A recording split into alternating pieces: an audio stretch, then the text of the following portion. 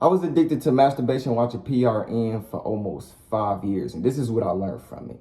You see, you have to understand your addiction, okay? Understand your addiction and then understand. And then you start to apply whatever knowledge you have. Because you can have so much knowledge about masturbation and watching PRN, but you're still addicted because people online, they give you the problem. They don't give you the solution. And half the time, their solution is, oh, do this, do this. No, you can't do anything to overcome your addiction. You can't do anything to get rich. You can't do anything to do anything in life. You have to become it. Before you let go of masturbation and watch a PRN, you have to become that guy who doesn't watch it no more, who doesn't masturbate, who don't even find enjoyment doing that, okay? Now, I have to understand that the reason why I was addicted is because of the lack of something I didn't have at home, and that was love. My mom had a boyfriend, which is her ex now, and I used to always go over his house, and he used to always keep me occupied. He always used to keep me busy. He always used to give me side hustles to keep me busy. This is how I overcame my addiction. I was always just occupied with people, always in the middle of conversating with people. You see, when you don't get that at home as a kid, that makes you just lead into pleasure. When I was a kid, I always used to lead into pleasure because video games wasn't enough. I always just wanted pleasure, pleasure, pleasure, pleasure, pleasure. And then I got introduced to masturbation. And then that's when I was like, damn, this is good pleasure actually. So I'm like, in my mind, I'm thinking it's a right thing. But then on social media, they thinking it's a bad thing. So now if I look at my addiction as a bad thing, now I'm never going to overcome my addiction because they're not helping me to understand my addiction. Like, to go within yourself, you have to question, why are you so addicted? I literally just did that in the mirror. I literally just did that in the mirror. Like, I was like, why was I so addicted? Why was I so addicted? Like, I couldn't stop playing with myself. I'm not saying it's a bad thing no more. It's just, why am I in a repeated cycle of just playing with myself now?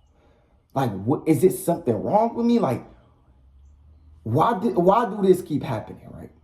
That's how you go within yourself. You have to ask yourself questions. You have to question these triggers. You have to question you have to question everything you go through in life. Whatever you feel in right here, you have to just question. Okay? This is what a lot of most spiritual content creators don't tell you, but you have to question. You have to question how you feel. Even when you get that hard feeling, you have to question it. And then after you do it, say if you do lead into the temptation, you do fuck around and masturbate, you still have to question it. But you are not what you do, you are what you become. You have to become that individual who do not masturbate no more, who don't think about sex no more, who only crave physical love at night. That's the individual you got to become. But during the day, you have to keep yourself occupied. And I'm not saying do things. You have to keep yourself occupied to the point you're not thinking about it no more. And it don't matter what you do. You can meditate. You can, play football. You can do push-ups. It don't matter what you do. You just got to keep your mind occupied. Jayyduty, is masturbation watching PRN a bad thing? No. Pleasure is power.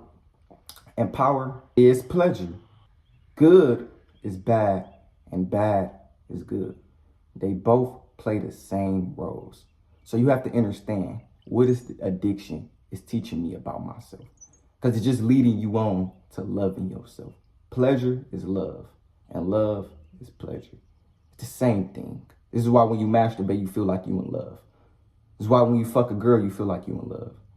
This is why when you work out, you feel like you having sex. Everything is just the same.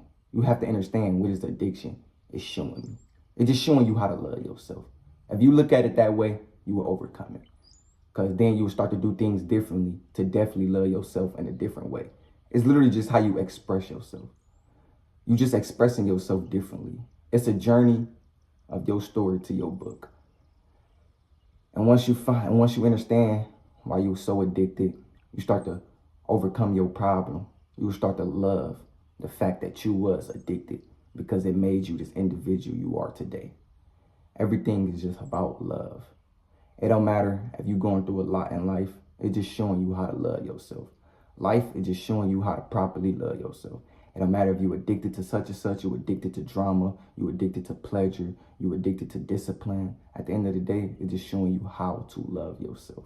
So you have to understand why you're so addicted. If you understand it, you will overcome it. If you bash it, it will be hard for you to overcome it. Because when you bash something, it makes you not look outside of the box because you're so in the box of, okay, this is bad, this is bad. The problem is inside the box with you. The solution is outside of the box. So you have to look outside of the box and say, damn, why am I so addicted? And how you look outside the box is just questioning yourself. Why am I so addicted? How do I overcome this addiction?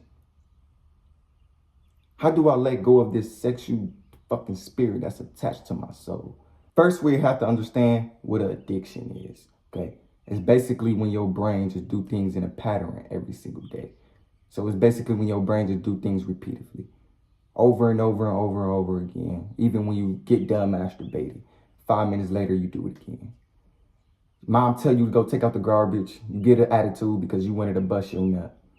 Then you go back inside and do it again. Just so addicted, okay?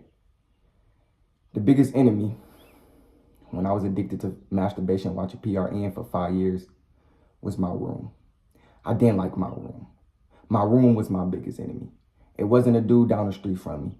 It wasn't the dudes at school. It wasn't my phone. It was just my environment. And I'm not talking about the people in the environment. It was the room I locked myself in. I hated my room. I didn't like my room. Every time I was in my room, I was so frustrated. I was so angry. I was so lustful. I just hated my room. I stopped being in my room and started to explore all areas of my house. Start to be in my mama room more. Even when she's not in the room, I start to be in my mama room. Start to be in my brother's room. Start to be downstairs. Start to go out and explore nature. But my room was my biggest enemy. I didn't like my room, okay? That's the only thing I was bashing. I wasn't bashing my brain. I was bashing the environment I was in. So I didn't like my room. So I went out here, actually socialized with people. I hit the gym. I ground myself in nature. I just kept my mind occupied from just being in the room. Because once you keep your mind occupied, you keep the physical reality occupied.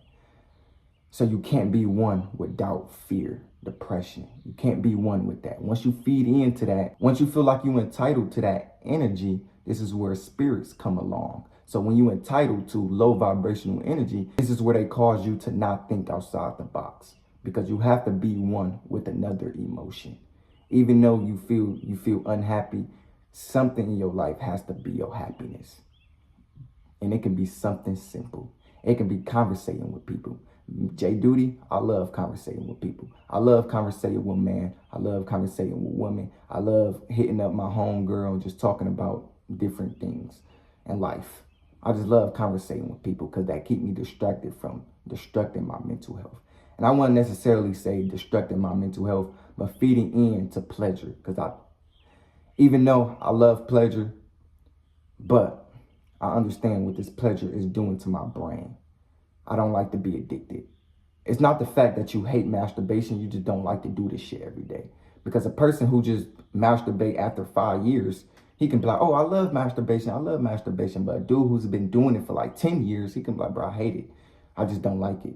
I don't like the fact that I come home from work and just masturbate and I keep masturbating. I don't have a woman. But that man failed to realize that he doesn't need a woman. He just needs someone to understand. And that someone who's going to understand him is him. You have to understand yourself. Nobody will never truly understand you. They probably gonna understand the circumstances in your life, but they never gonna understand you because the circumstances in your life, the bad hardships you go through, it doesn't make you, okay? It's just a part of your life, but that doesn't make you. It doesn't make you the character you are today, okay? You have to understand, even when you're going through hardships, you still have to understand yourself a little bit more. This is how you overcome addictions, by understanding yourself, understanding what you like to do, understanding what you love to become, understanding yourself a little bit more, okay? Jayyduty, I love making videos. I understand that about myself. I love conversating with people. I understand that about myself. I love dancing. I understand that about myself. I love being one with nature. I understand that about myself. I love solving people's problems. I understand that about myself. What is one thing that you understand about yourself and you love to do every day? It could be something simple. Just something simple. Conversating with people, playing football, playing baseball, playing basketball. It's just something simple. And once you name that up in your head, you do that every single day. When you get that hard feeling, just go do what you love to do. You have to switch what you love to do. Instead of masturbating for love, you just do something else to give you love. Because remember what I said, pleasure is love, and love is pleasure. Good is bad, and bad is good. They both playing the same role, so it can build your character, okay? This is why when something bad happens, you gotta expect when something good happens, because it's gonna happen anyway. When Jayyduty got shot at, I've been blessed with a new home. When Jayyduty was addicted to 5 years, I've been blessed with a channel to speak. It's a blessing. At the end of the day, your addiction is a blessing. Once you look at everything in your life as a blessing, like it's blessing you to do something else that you would love to do, this is where you will start to overcome your problems. You can't look at your problems as a bad thing, because it's not a bad thing at the end of the day. Nothing is bad. At the end of the day, if you go left, you still going right. And if you go right, you still going left. They both goes hand to hand. Now, one thing we do have to understand that we are in a physical avatar, okay, which is our brain, okay? Our brain has power over everything that we look at, everything that we hear, see, feel. It's our brain. It's our 5 senses, okay? So you have to protect your eyes. This is what you have to protect. If you want to protect your brain, you have to protect your eyes. The reason why you're not traumatized or anything, because you haven't really been through anything to be traumatized, okay? And I'm not speaking for the people who dealt with rape or things in that nature, okay? I'm talking about, like, you never been in third world countries. You wasn't in Ghana getting fucking killed or anything, because you never seen that. So you're not traumatized by those things, okay? But you have to protect your eyes, okay? The reason why you're dealing with a lustful addiction is because you're addicted to looking at women. Even if it's not the hub, you're still addicted to looking at women. When you look at women in public, keep her straight. Keep your hair straight. Look everybody in their eyes, because that's where respect lies, in the eyes. When you're talking to women, don't talk to them like you're just waiting for approval, for them to accept you for something. Nah. Talk to them with respect. Talk to everybody with respect. Talk to your mother with respect. Talk to your brother with respect. And how to talk to people with respect, hold eye contact with them. While they talking, just hold. Even by you listening, that's strengthening your aura. But you just have to hold eye contact. Don't look down, just look up. Protect your eyes, okay? Once you protect your eyes in real life, you will start to protect your eyes even when you're on social media, because you will be in love with just conversating with people in real life. This is how you literally overcome your addiction from scrolling social media 24/7. You just protect your eyes, okay? Know what you love to see and what you don't love to see. So if you don't like to see sexual content, unfollow sexual women on your phone. Delete your OnlyFans subscription. Remember, you're only doing this for your mental health, so you can gain a new perspective of life again. So you can start living different, loving different, creating things that's different. You just start to do things that's differently. Delete everything off your phone that's so sexual and just restart everything. I would like to say that this social media thing is a character too. So if you want to reset your character in real life, first you'll have to reset your character on social media. You have to rebuild your brand on social media. That would give your brain a fresh start. At the end of the day, you have to protect your eyes. Don't look down there, look straight. When you talk to a woman, look straight. Anybody you talking to, look straight. This is what I want you to do. Imagine you was in competition with me, okay? Us man to man. Somebody gave us a competition, right? They said, listen, whoever can dress the best, smell the best, conversate with people the best, and stay consistent on their goals the best, wins $1 million. My friend, I'll see you on the other side.